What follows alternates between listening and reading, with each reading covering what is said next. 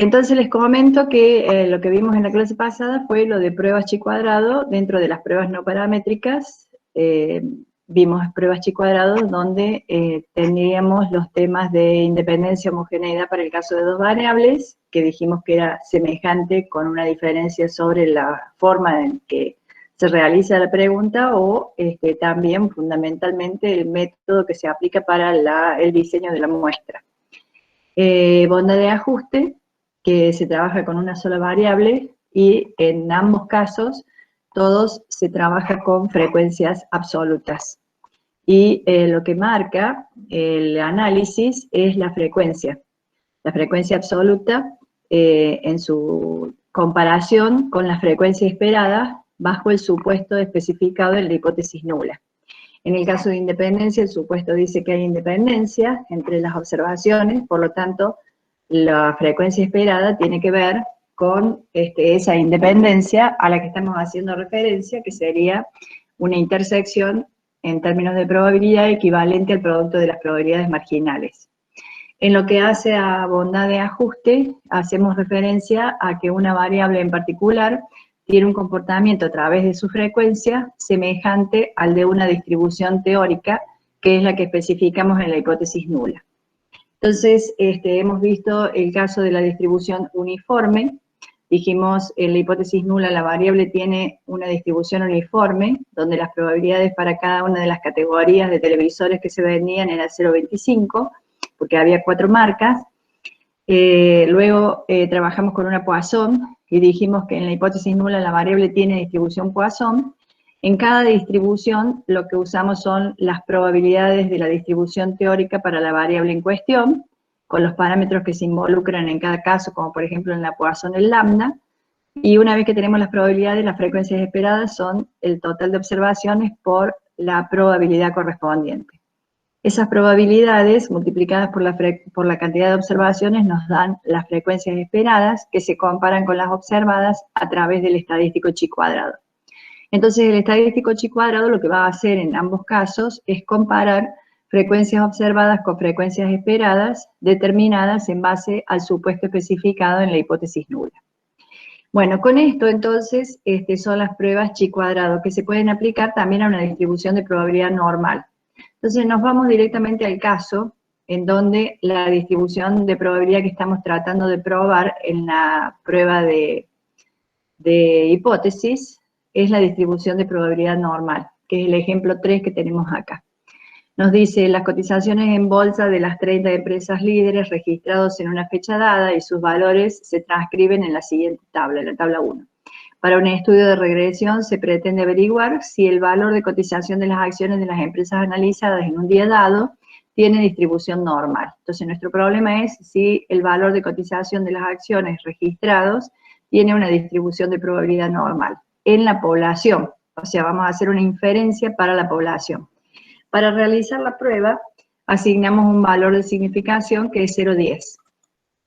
Entonces, con el valor de cotización, vamos a trabajar, podemos trabajar con los valores individuales o bien podemos trabajar con intervalos. Para generar una frecuencia que muestre el comportamiento de la variable y aplicar la prueba chi cuadrado, construimos una tabla de intervalos de la forma que ustedes ya saben, con intervalos uniformes, y el primero es abierto y el último es abierto. Entonces, para estos intervalos buscamos probabilidades. La probabilidad teórica decimos que es 0,2 de modo tal que de 1. Esa probabilidad teórica sería dividir el 100% de la probabilidad o el 1 de la probabilidad en la cantidad de intervalos, que en este caso tenemos 5. Entonces, le corresponde a cada uno de los tramos, le corresponde 0,2 de probabilidad uniforme.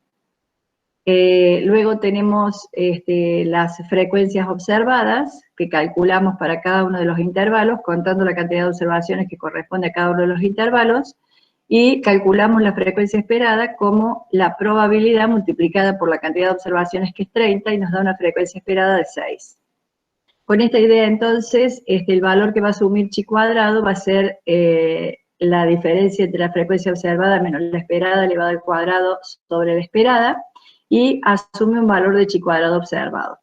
Bueno, la construcción de la tabla es estadística 1, La asignación de probabilidades uniforme es un criterio que se aplica para construir estas tablas de intervalos, que es considerar una distribución normal en una probabilidad 1, distribuida en 5 intervalos, que es 0,20 para cada uno de los intervalos correspondientes, y cuando tenemos las probabilidades, en el proceso de inverso, buscamos el valor de la variable para el cual tenemos un 0,20 de probabilidad acumulada. Para trabajar en esto de la normal, necesitamos los parámetros de la distribución normal. Como desconocemos los parámetros poblacionales, utilizamos la media de la muestra, que es 24,5, y la desviación estándar 301, que elevada al cuadrado sería 901, una cosa así. Entonces, que sería la varianza. Entonces, con los parámetros de la distribución, trabajamos en una función inversa, asignando una probabilidad acumulada de 0,20 y buscamos este valor. Asignamos una probabilidad acumulada de 0,40 y encontramos este valor para esta distribución, que tiene media 24,5 y varianza 3,01 al cuadrado.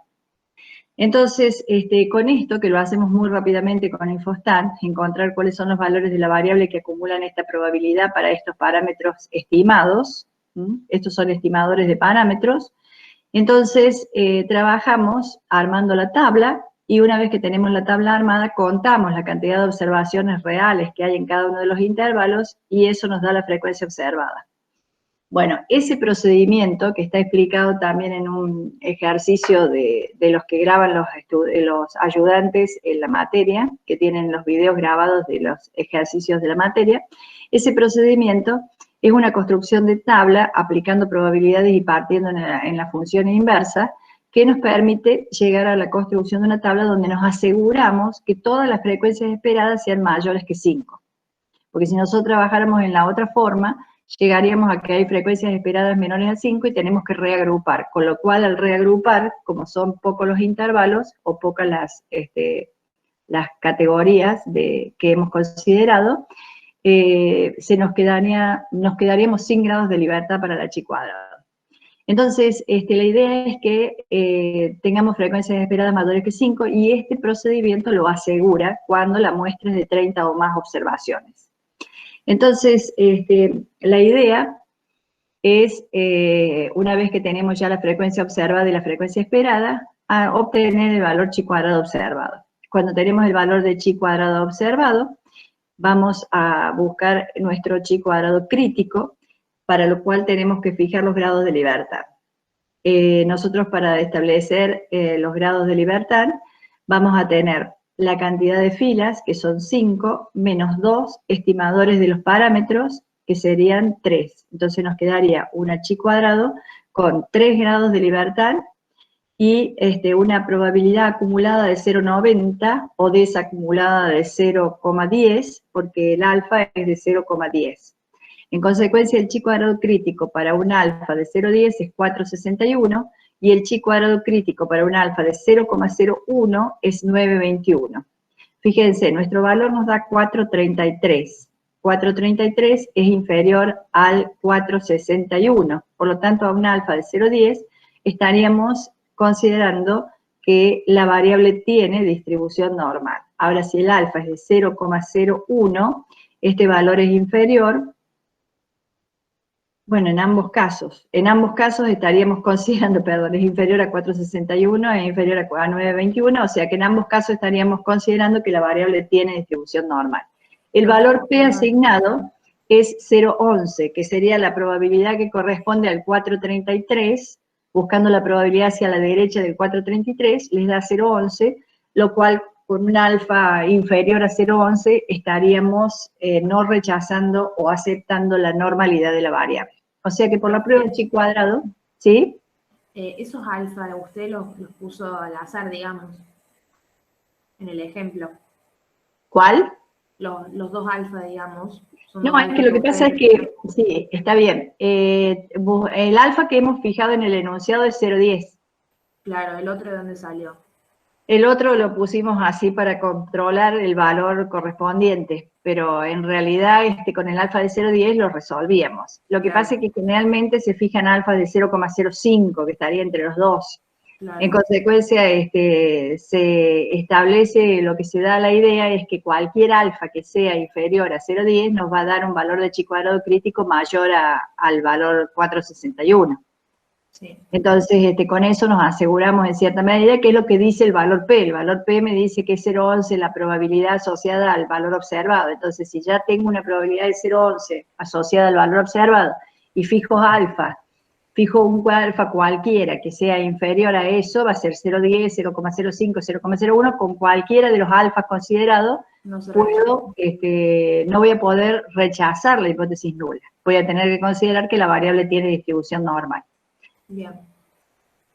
Entonces, bueno, esta parte no le tengan en cuenta porque es trabajar con el Z, pero ustedes no necesitan trabajar con el Z porque tienen, trabajan con Infostat directamente con la función inversa y con los parámetros que definen en cada caso, que es la media de 24,5 y la desviación estándar de 3 o 3 elevado al cuadrado 9 y la varianza. Bueno, establecemos la regla de decisión, que es lo que dijimos recién, y aceptamos la hipótesis nula o no rechazamos la hipótesis nula considerando que la variable tiene distribución normal. Esa sería la prueba chi cuadrado de independencia. Si nosotros queremos analizar la normalidad con otras pruebas, podemos aplicar lo que se conoce como las pruebas de normalidad de Kolmogorov y Lilienfeld, o la prueba de Shapiro.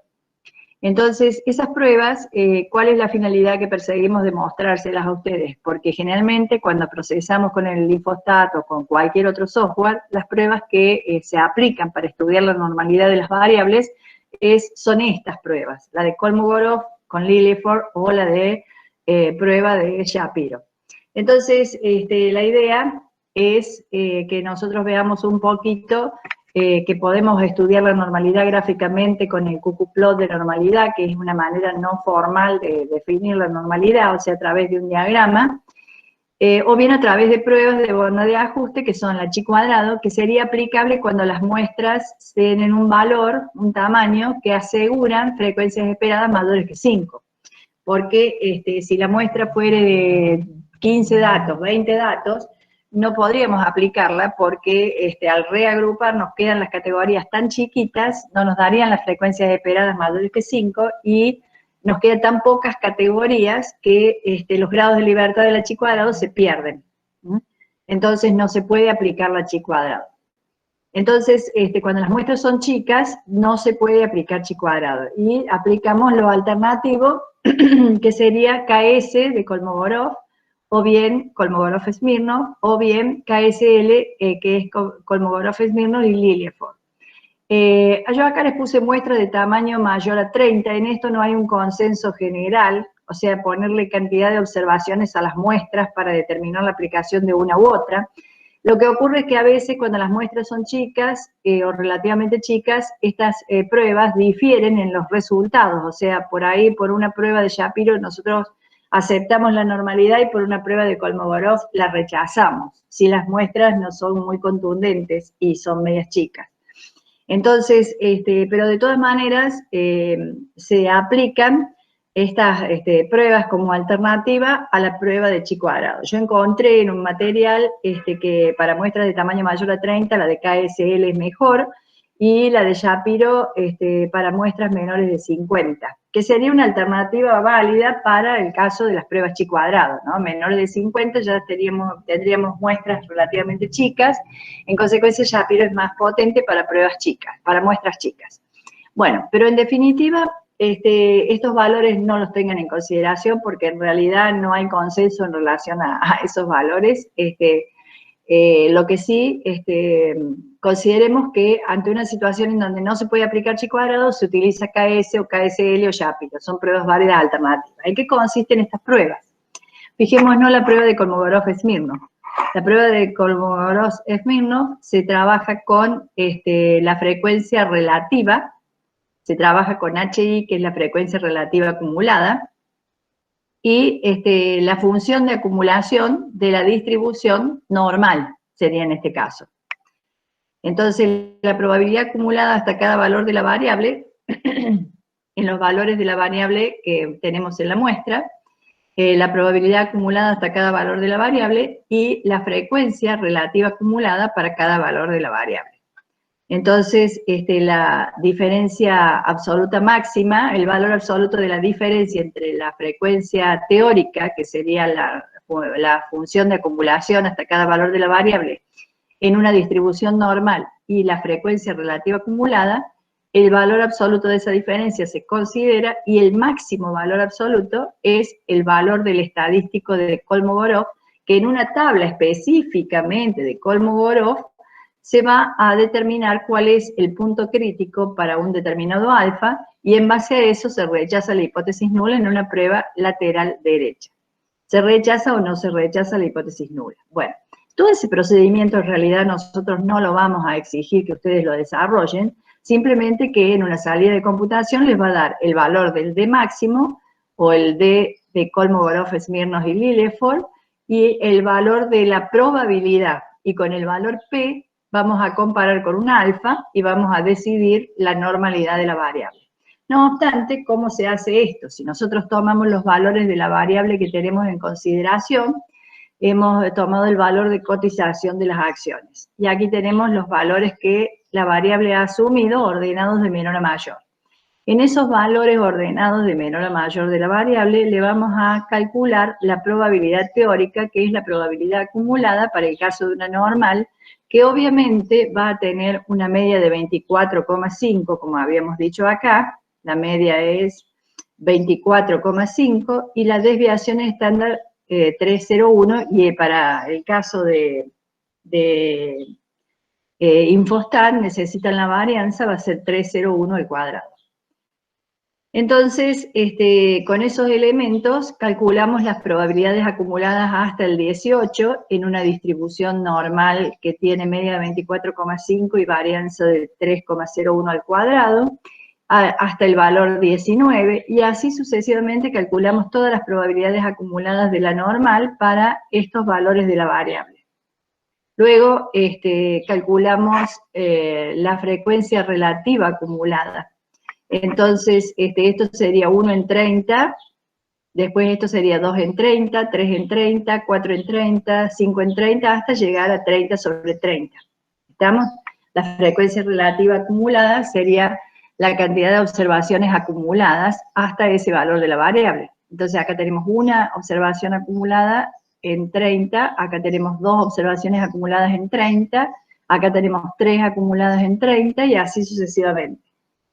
En consecuencia, entonces, cuando tengo la frecuencia relativa acumulada y la probabilidad teórica, la función de acumulación teórica, comparamos las diferencias. Entonces, la función de acumulación teórica menos la relativa acumulada nos da esta columna de diferencia absoluta. Esa diferencia absoluta, buscamos la mayor, y el mayor valor de la diferencia absoluta es 0,132. Entonces, para la prueba de Kolmogorov-Smirnov, el valor del D máximo es 0,132. A su vez tenemos la prueba de Kolmogorov-Smirnov-Lilliefors, que lo que hace es agregar una diferencia más. Esa diferencia que hemos tomado entre la frecuencia, la función de acumulación de la distribución normal teórica y la frecuencia relativa acumulada, lo tomamos para cada valor de la variable en su mismo nivel. Y a su vez tomamos otra diferencia, que es el valor de la frecuencia de la función de acumulación para el nivel I, y la diferencia con la frecuencia acumulada para el nivel anterior. Entonces cruzamos las diferencias con la frecuencia relativa acumulada anterior, y de estas dos diferencias absolutas elegimos la mayor. Entonces, si nos vamos a la tabla que nosotros estamos trabajando, haríamos 0,16 menos la anterior, que es 0, nos queda 0,16. 0,034 menos la anterior de las frecuencias relativas acumuladas, 0,033. Entonces nos queda 0,034 menos 0,033, 0,01. Luego hacemos 0,68 menos 0,067, nos devuelve a dar 0,01. Luego 0,068 menos 0,1 nos queda, a ver, espérense un poquito que me perdí. 0,68, a ver, espérense, 0,068 menos 0,068 menos 0,1 nos queda 0,032, y así sucesivamente, vamos sacando las diferencias cruzadas y obtenemos esta columna. Esta columna es la diferencia absoluta para el mismo nivel, o sea, la frecuencia, la función de acumulación menos la relativa acumulada para la variable en el punto 1, para la segunda observación, para la tercera, o sea, en el mismo nivel, y esto es la variable en ese nivel 1 con el anterior 0, la variable en el nivel 2 con la función de acumulación, con la función, frecuencia relativa acumulada de la variable en el orden 1, el 2 con el orden 1, el 3 con el orden 2, y así sucesivamente, vamos cruzando. Entonces, de estas dos, tomamos la mayor, que es esta 0,132, para la f sub i menos la h sub i, y la f sub i menos la h sub i menos 1 me da 0,166. De las dos diferencias absolutas mayores, tomamos la mayor. Entonces, la máxima de las máximas diferencias absolutas que hemos considerado en ambos casos, y la máxima de las máximas diferencias absolutas es 0,166, que sería 0,17. Entonces, ese es el valor del D máximo en la prueba de Kolmogorov, Smirnov y Lilienfeld. Entonces, cuando nosotros hacemos la vista de lo que hemos logrado, para la prueba de Kolmogorov-Smirnov nos da 0,13 el D máximo, el D teórico, que lo sacamos de una tabla para un alfa de 0,10, nos da 0,22, y el D máximo para KSL nos da 0,1667, y el valor teórico es 0,146. Entonces, para un alfa de 0,10, si fijamos un alfa de 0,10 como habíamos fijado, en este caso, el valor observado es inferior a 0,22, por lo tanto, estaríamos rechazando la hipótesis nula. Y, porque, ¿cómo sería la prueba? Prueba lateral derecha. Si el valor es inferior, no, aceptamos. Parece que no estaríamos rechazando. Ahí estaríamos aceptando la nula, y acá en este caso estaríamos rechazando la nula, ¿verdad? A un alfa de 0,10. Bien, veamos la salida de computación.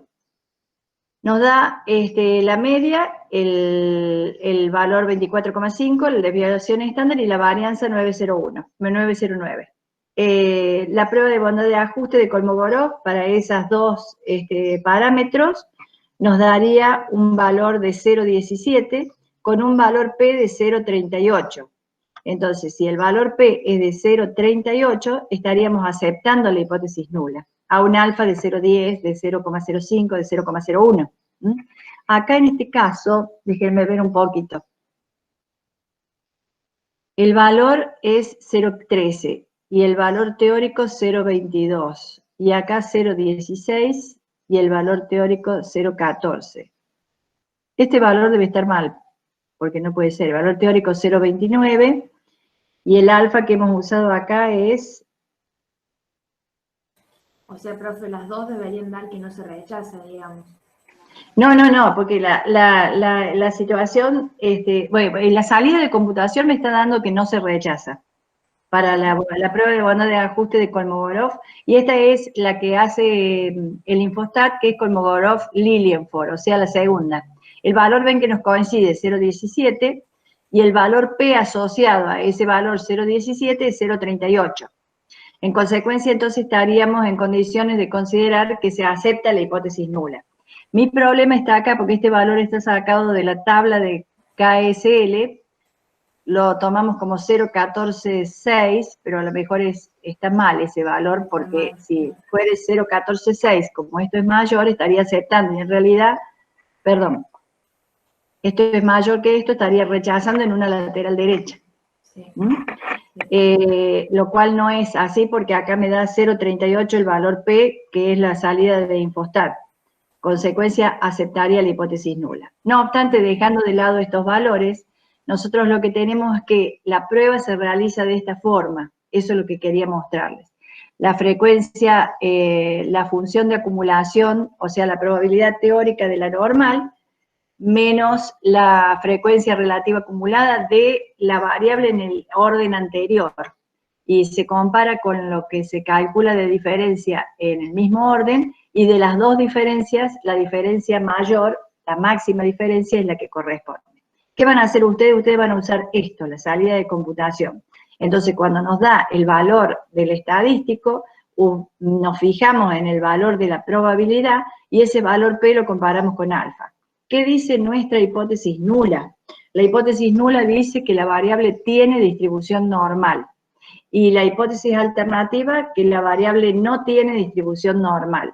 Si nosotros en una prueba lateral derecha comprobamos que no podemos rechazar la hipótesis nula, como pasa en este caso, vamos a considerar que por la prueba de Kolmogorov, Smirnov, Lillieford se acepta la normalidad de la variable.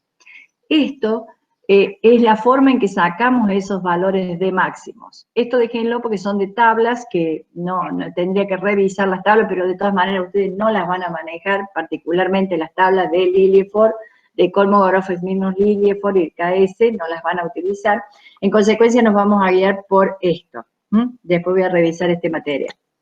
Bueno, el gráfico de normalidad dice que hay normalidad en la variable, y otra prueba que también se utiliza mucho, que suele venir ya en las salidas de computación, es la de Shapiro.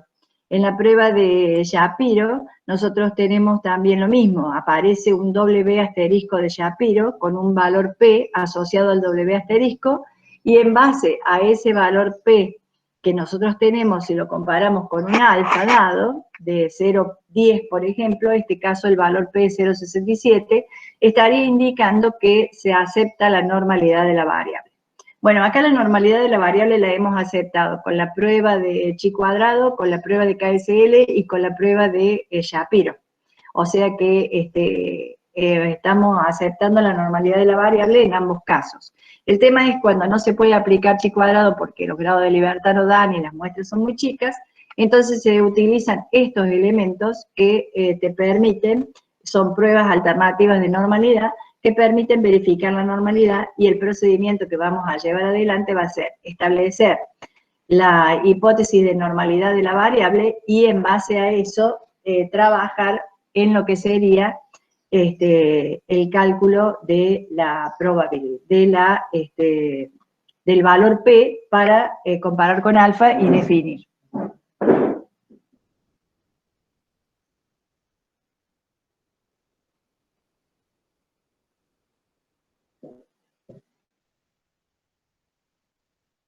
Entonces, bueno, eso sería lo que tenemos acá. Yo les quiero mostrar un poquito lo que tenemos en este material, que es lo que ustedes tienen grabado de la clase, que ha grabado el profesor Zaino, que tiene que ver con las pruebas de KS. Él acá explica cómo se realizan las pruebas, cuál es el D máximo que se utiliza para el caso de la prueba de Kolmogorov directamente. Lo aplica en un ejercicio donde tenemos un conjunto de observaciones para una variable, saca las medidas, resumen, y aplica la prueba de KSL, donde compara el valor de la frecuencia relativa, o sea, la diferencia, la función de acumulación menos la frecuencia relativa del valor de la variable en el punto anterior, y la que está en el mismo nivel, la comparación que hicimos de las diferencias absolutas. Hace el cálculo en este caso, para la observación 1, 2 hasta la 10 observaciones, la muestra es muy chica, o sea que acá directamente chi cuadrado no se podría aplicar. Calcula la frecuencia, la función de acumulación que corresponde a la normal, según esto, y a ver, déjenme ver un poquito. ¿Cuál es la que corresponde? FT es, esto sería la función, esto sería la función de la frecuencia relativa acumulada. Esto es la frecuencia relativa acumulada, esto es la función de acumulación de la normal, compara la función de acumulación con la frecuencia relativa acumulada anterior, compara la función de acumulación con la frecuencia relativa del punto del valor de la variable y hace la diferencia. Entonces, de esas diferencias absolutas toma 0,13, que es la mayor, pero, a ver, no hace las dos, a ver, no hizo las dos comparaciones. Tomo esta, con la misma. Acá aplicó Kolmogorov-Smirnov directamente. Acá hizo KS directamente. Bueno, el valor que le dio para el estadístico es 0,14 y el valor P es 0,99 en la salida de Infostat.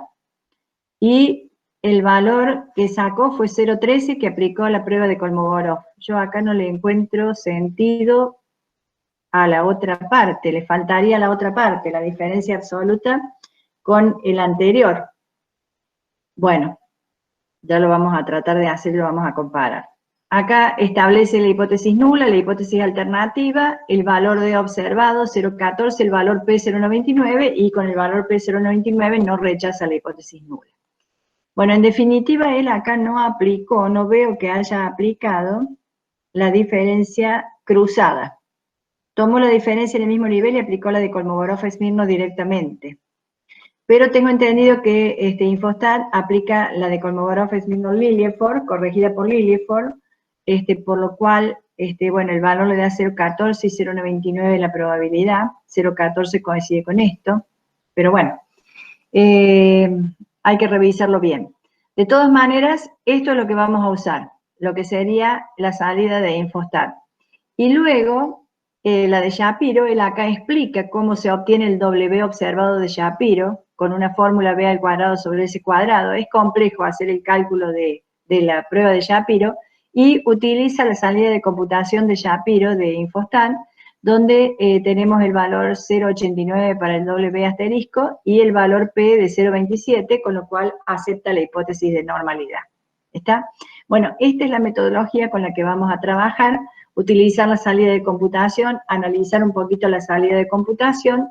Tengan en cuenta lo que les he mencionado yo acá, en relación a que cómo se calcula los D máximos.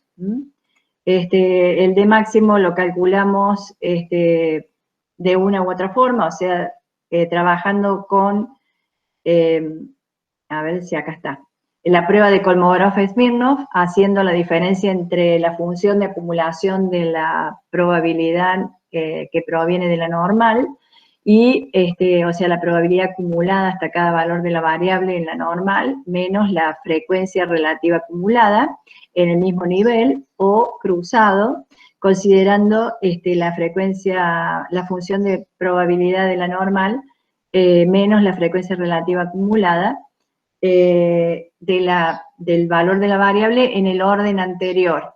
Bueno, en estas dos se elige la mayor, ese es el D máximo con KSL, y eso se le aplica la tabla y las probabilidades que corresponden a la distribución de KSL. Bueno, lo hacemos directamente con Infostat, la salida de Infostat nos va a dar el valor teórico, nos va a dar el valor P, y con el valor P comparado con alfa tomamos la decisión. Eso es sencillamente lo que se les pide, tanto para la prueba de Kolmogorov como la prueba de Shapiro. Entonces, con esto terminaríamos el tema de la unidad 6, que en la unidad 6 lo importante está en las pruebas de independencia, las pruebas de homogeneidad, en la aplicación del estadístico chi cuadrado para tablas cruzadas, las pruebas de bondad de ajuste. Recordemos, las pruebas de bondad de ajuste de chi cuadrado se pueden aplicar siempre y cuando la frecuencia esperada en cada una de las celdas es inferior a, es superior a 5. Si fueran inferior a 5 hay que reagrupar las categorías de la distribución. Y cuando trabajamos con muestras chicas, que no podemos aplicar chi cuadrado, o en cualquier otra situación que directamente procesemos los datos con cualquier software, vamos a tener salidas de computación en las que la normalidad las comprobamos con estas pruebas alternativas que nos van a permitir decidir si la hipótesis nula de que la variable tiene distribución normal se rechaza o no se rechaza, utilizando fundamentalmente el valor P. Y el valor de probabilidad comparado con el alfa nos va a conducir a no rechazar si el valor de probabilidad es mayor que el alfa o rechazar la hipótesis nula de que la variable tiene distribución normal si el valor de probabilidad fuere inferior al alfa. Entonces, esto es lo que completaría el tema de la unidad 6. Bueno, vamos a dejar acá, nos vamos a seguir avanzando con unidad 7. Me gustaría el martes empezar directamente con la unidad 7, dedicarle el tiempo que la unidad 7 necesita. Ya está habilitada el material de la unidad 7 en el aula virtual, por si quieren ir viendo. No obstante, ustedes tienen que revisar lo de unidad 5 para la evaluación de la autoevaluación del viernes, mañana, y ir viendo unidad 6 para plantear las dudas que puedan surgir en relación al tema. Les reitero, la unidad 6 es muy simple, no se compliquen demasiado con los cálculos, no intenten hacer tantos cálculos, solamente aprendan bien la forma de resolver las pruebas chi cuadrado, pero fundamentalmente es una unidad en la que mostramos una alternativa de trabajo o mostramos cómo trabajaríamos en situaciones en donde buscamos la normalidad, que es lo que venimos exigiendo, digamos, en todas las pruebas paramétricas, la normalidad de la variable. En cuanto a la autoevaluación de las 5, es solo por mañana. ¿Cómo solo por mañana? Sí, mañana en el horario del práctico van a tener la autoevaluación de las 5 en una media hora, y allí van a trabajar ustedes resolviendo unas actividades y luego se cierra esa autoevaluación. Y la podrán ver después en otra ocasión, cuando se la abramos para que puedan revisar los resultados. La autoevaluación del viernes solo se habilita por un tiempo. Sí, se va a habilitar por el tiempo que se realiza a la mañana temprano. Después se la habilitamos de nuevo a la tarde, en todo caso, para que la vean, pero queremos ver los resultados en ese espacio de tiempo. El recuperatorio, ¿cuándo será aproximadamente? Bueno, la verdad que tengo que revisar las fechas, hasta cuándo tengo tiempo para la toma del recuperatorio. El parcial es el día 10, creo que es, ¿no? Martes 10 de noviembre, y allí vamos a fijar la fecha del recuperatorio, que no va a ser mucho más allá, o sea, será la semana siguiente. Podría fijarse el práctico del viernes 16, que está subido en el aula porque no se puede ver.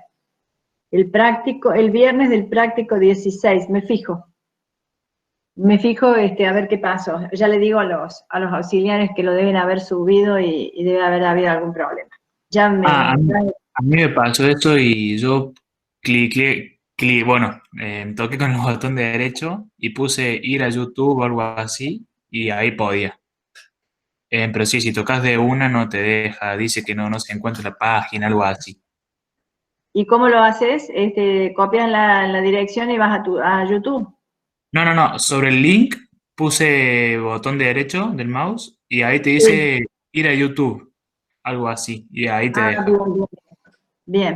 Bien, bueno, ténganlo en cuenta entonces. De todas maneras, le voy a decir a los auxiliares que lo revisen a ver qué pasó en la carga esa, porque deben haberlo cargado de otro modo, lo deben haber pegado de otra manera. No soy muy experta en el tema, pero debe ser que algo diferente hicieron al subir el video. Les voy a avisar.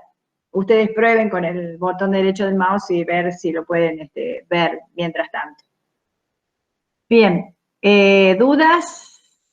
Veo pocas dudas. Me parece que se les está viniendo el cuatrimestre encima y no están haciendo un seguimiento muy profundo, ¿no? Este parcial lo que tiene de problema es que tiene mucha diversidad de temas, muchos temas. O sea, a pesar de que lo hemos cercado bastante, tienen mucha variedad. Si bien es todo lo mismo, porque son pruebas de hipótesis y los planteos no son tan complicados, al tener mucha diversidad de estadísticos, que grados de libertad, que situaciones en particular, es como que le suma, ¿no? Le suma situaciones. Y todavía le falta regresión, que tiene bastante más. Entonces, yo les aconsejo que vayan viendo tranquilos, no demasiado tiempo, pero vayan viendo las ejercitaciones, sobre todo las grabaciones de las clases de los profes, porque nosotros hemos dado un esquema y hemos sintetizado bastante. Ustedes ven en la mayoría de las grabaciones estamos sintetizando, y eso les conduce a ver lo que puntualmente tienen que ver, porque por ahí el material de estudio tiene un poquito más, porque está elaborado para periodos normales de actividad. Entonces, traten de ajustarse a lo que vamos indicando en los materiales teóricos, en las clases que vamos dando y en las que grabamos los distintos profes de las divisiones, que allí le hacemos hincapié en los temas que efectivamente vamos a evaluar. Bueno, los dejo, estudien, que mañana hagan la autoevaluación de mañana. Después a la tarde, mañana se la abro la autoevaluación para el fin de semana para que ustedes la puedan hacer y ir viéndola. Pero en la instancia de la mañana la queremos para ver qué resultados da. Muy bien, nos estamos comunicando. Chao, profe, hasta luego, buen día. Chao chicos, hasta luego. Que tengan buen día.